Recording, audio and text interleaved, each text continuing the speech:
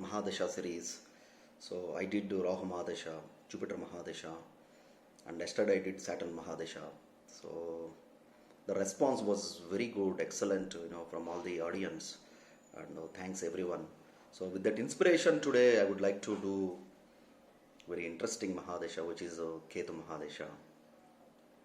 So I don't want to rush into analyzing and concluding what happens when Ketu is in a certain house, when Ketu Mahadasha runs.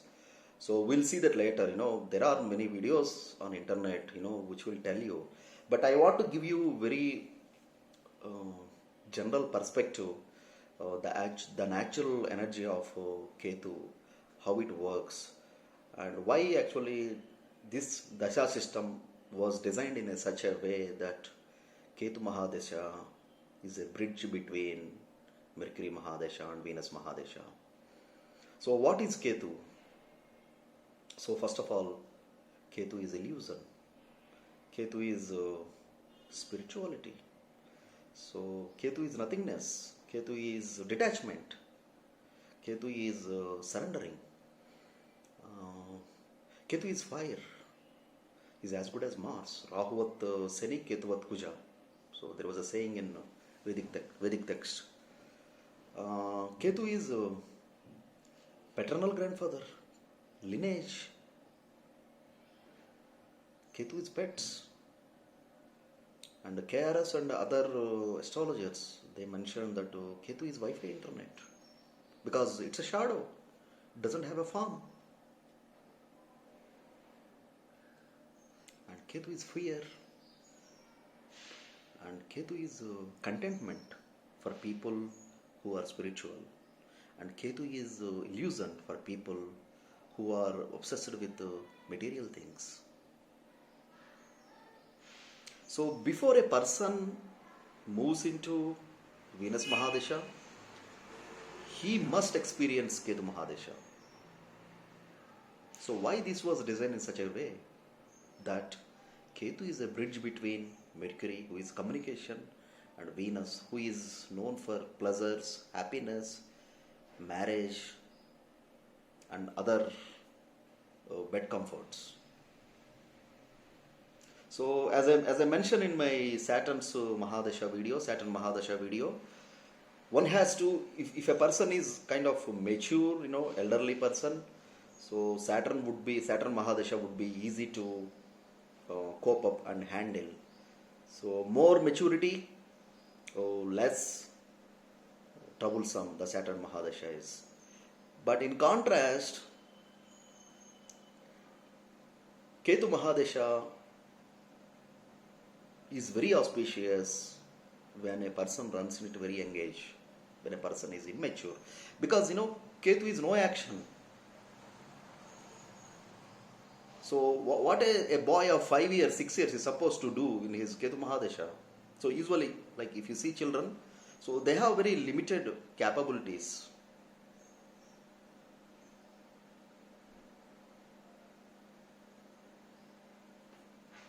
So that's why Ketu Mahadasha is supposed to be good and auspicious when a person runs it when he is very young, quite young, or too old. Maybe at the age of 70 plus, Ketu Mahadasha is supposed to be good. Either you have to be in adolescence, a boy, a immature kid, or you have to be highly mature, spiritual, a perfectionist to enjoy the fruits of Ketu Mahadasha. People who run Ketu Mahadasha in their mid-age, I am sure, they'll face some issues. Because Ketu is Maya. So basically it's not Maya, it's an answer. It's an answer for Maya. It's actually truth for people who introspect.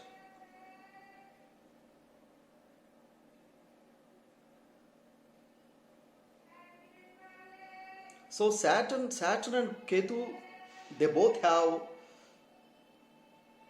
quite opposite and contrast characteristics. So Saturn is a karma karaka. Always says you have to be karmistic. Work is worship. Ketu is the one, who wants to give up. If a person who has a strong connection with Ketu's connection with 10th house, he just, he just ignores his career, his social life. Because Ketu is neutral energy. Any house Ketu is placed, there is no action. There is no action explicitly with respect to that house.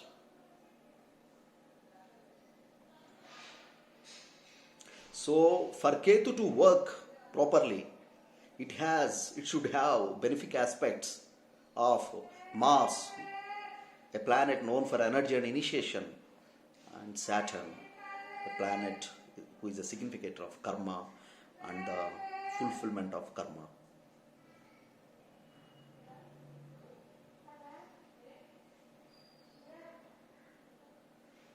And to mention, it's obvious that Ketu is not a complete energy.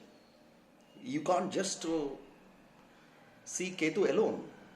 It's a half part.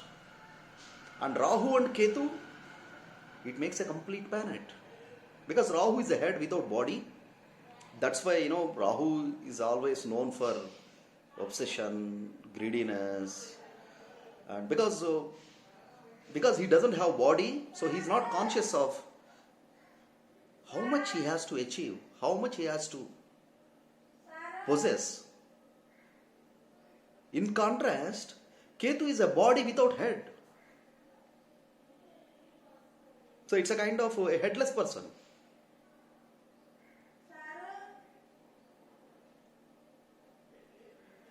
So the way how it works is, wherever be the Rahu is, Ketu has to neutralize Rahu's energy. So wherever the house Rahu is positioned, it's a kind of sun rising, and the sun setting is is Ketu, quite opposite to Rahu. So Rahu is an energy, uncontrollable energy, who always tries to pull you away from orbit, so that you fall in that spiral at some point of time. You get exhausted. You keep on developing the desire, obsession towards material things, and there is no end to the desire. That's what the kind of energy Rahu is. And Ketu is an energy that generates that centripetal energy, which pulls you towards center. So what is center here? Center is truth, which is free from illusion. So that is how an object is said to be in a circular motion as per physics.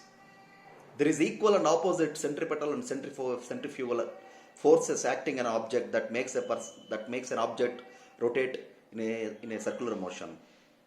That is what Rahu Ketu is. So it means in anyone's chart, wherever be the houses Rahu and Ketu are positioned, it means there is some imbalance in those houses, and that imbalance has to be balanced. But I am telling you, it's never going to be balanced, because 99% of the cases, the centrifugal force always tries to pull all of us away from center, which is truth. But Ketu still fights to make you closer to truth. At least he tells you, there is something truth towards which you have to travel. That's the kind of resistance Ketu develops against Rahu's magnetic field, without which nothing could happen in this universe. That is how it is driving everyone.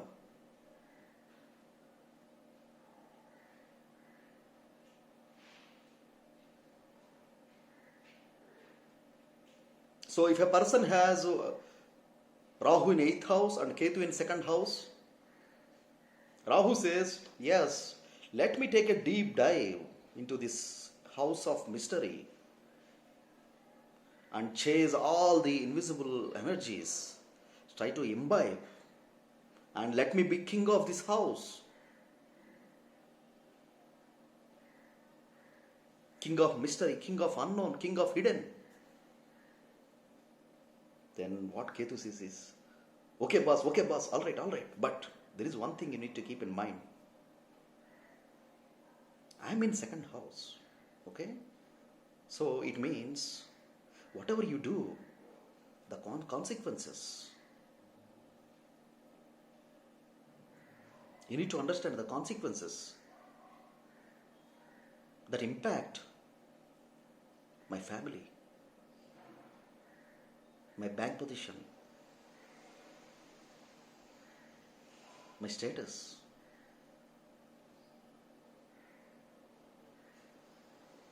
My vision. So you need to take care of, I need to take care of my family. Yes, you go, take a deep dive in the deep waters and explore and become a king of mysticism, being in 8th house. But provided you take care of my second house. So basically Ketu is the planet finally calls the shots. It's not Rahu. The net result is given by Ketu. So Ketu is very important. That's why he's a bridge between Mercury, which is mind, thought, and the Venus. What is that, the material obsession, pleasure, relationships. So this person has to be tamed, trained in such a way because he's not mature enough to handle the world of Venus. That's how Ketu comes in between.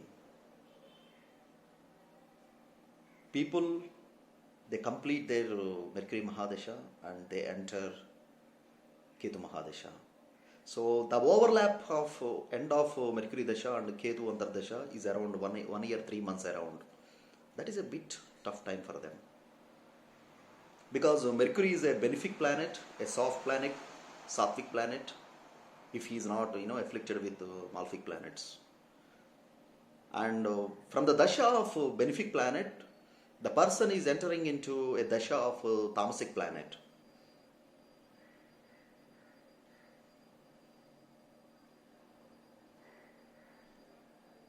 This is to seek truth and realization.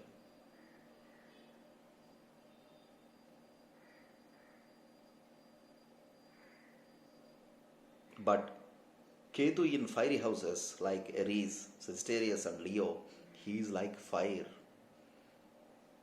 He is more powerful than Mars, especially in certain stars. Ketu is a very destructive, violent energy. If Ketu is associated with 6th Lord, then this person will have long battle with dreadful enemies.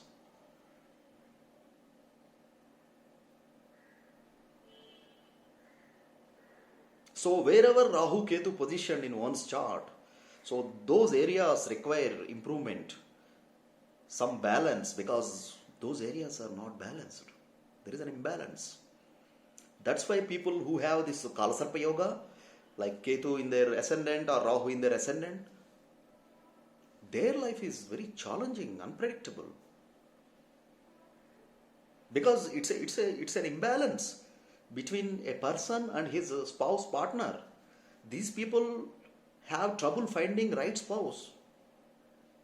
Or after getting married, they realize that no, I got married to a wrong person. Let me start this again. So usually people who have Ketu in 7th house and Rahu in 7th house,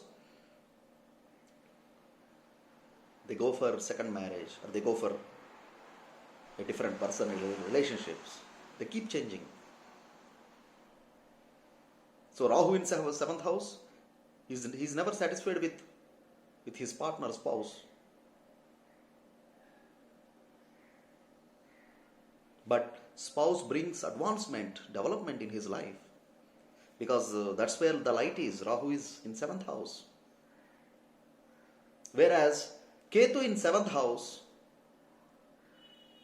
is a totally different situation. This person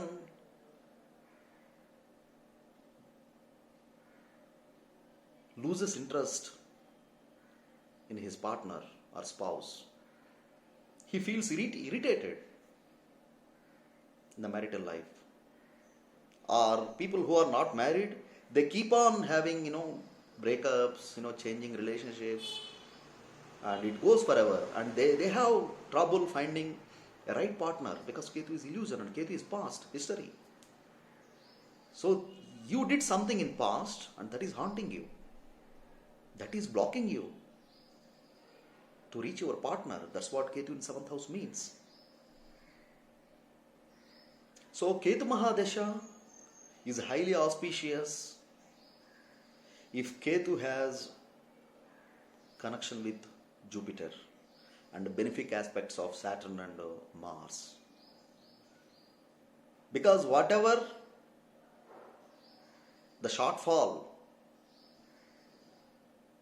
that we see with respect to Ketu, because Ketu is no action, Ketu is detachment, no initiation, is a neutral. So these are all compensated by Mars, Saturn, and so energy, and also the Jupiter's divine guidance. Ketu is significant for spirituality. Ketu is significant for moksha, salvation. But the way Ketu nurtures a person to become spiritual is different from the way Jupiter does and Saturn does.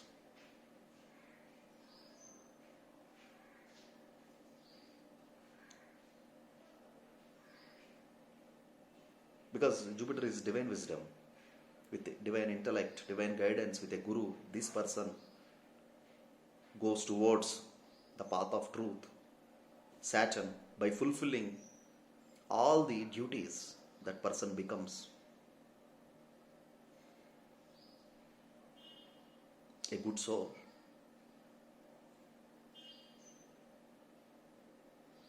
But the energy given by Ketu is through detachment. So what Ketu says is, if you want to flourish in this world of spirituality, you have to surrender and you have to give up certain things.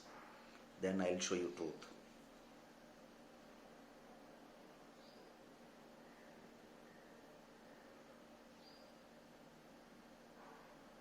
So there are many paths to destination. Your path to destination may be driven by Ketu. For someone it is driven by Jupiter, and someone it is driven by Saturn. But the destination is same, paths are different.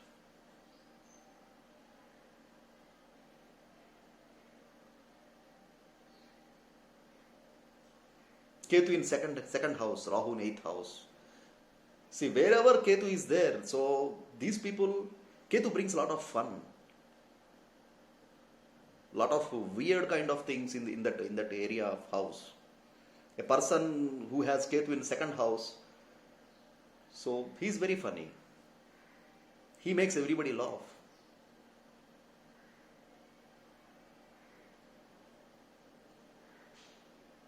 So Ketu in 3rd house,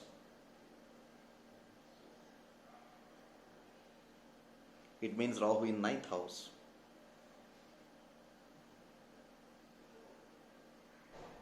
So there is no action from the younger siblings. It's a passive energy, that house, 3rd house. There is no initiation. But of course, Ketu does well in 3rd house because it's a malefic house.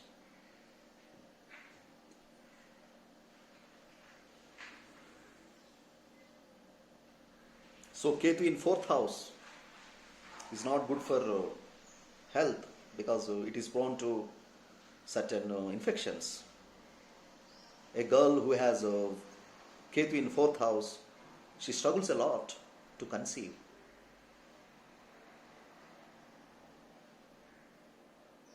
Ketu in 5th house. What is 5th house? Creativity, entertainment, sports,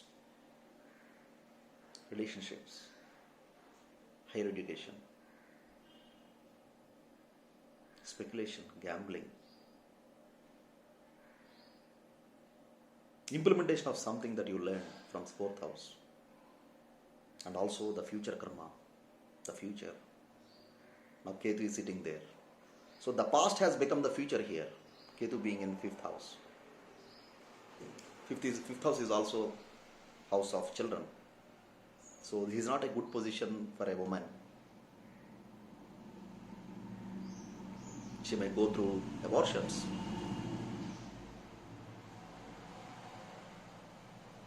And 5th house is house of mind. If a person has a strong Ketu connection to 5th house, so they have weird dreams. They see snakes, serpents in their dreams, fearful dreams. But they possess very good intuition there. It's good for astrology. They can become very good astrologers. Ketu in 6th house. Usually malefics does well in 6th house.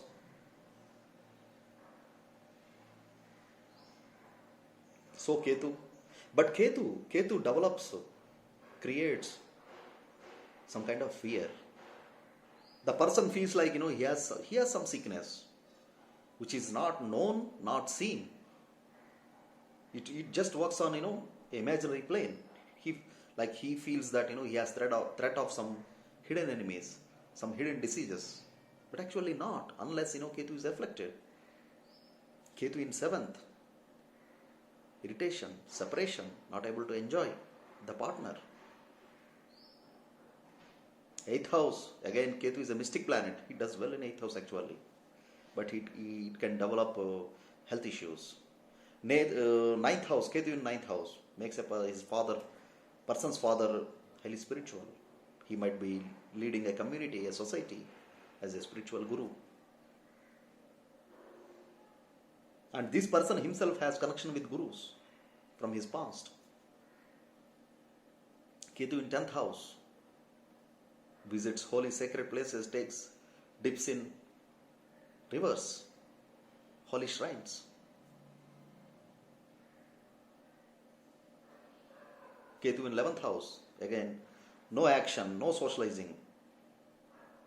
The elder sibling is of passive nature. Ketu in 12th house. So because 12th house is a moksha house, Ketu is said to be, extremely doing well in 12th house. Because Ketu is no action, self-sacrifice. 12th house is house of self-sacrifice. So it helps a person to become highly spiritual.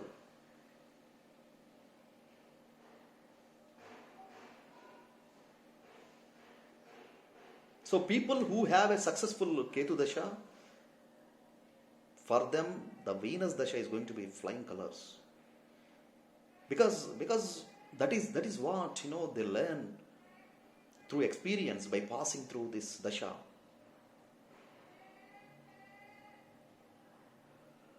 They see the actual fruits in Venus Mahadasha. People who actually understand this Ketu Dasha, Ketu energy. People who fail in Ketu Mahadasha, for whom the Ketu Mahadasha is not successful, then again they see troubled times in Venus. Because you are not able to chase this illusion, Maya, then how could you understand a woman, a relationship? Or how could you experience a pleasure? So friends, this is my analysis about Ketu Mahadasha. If you like my video, please click on like button and also subscribe to my video. Thank you very much.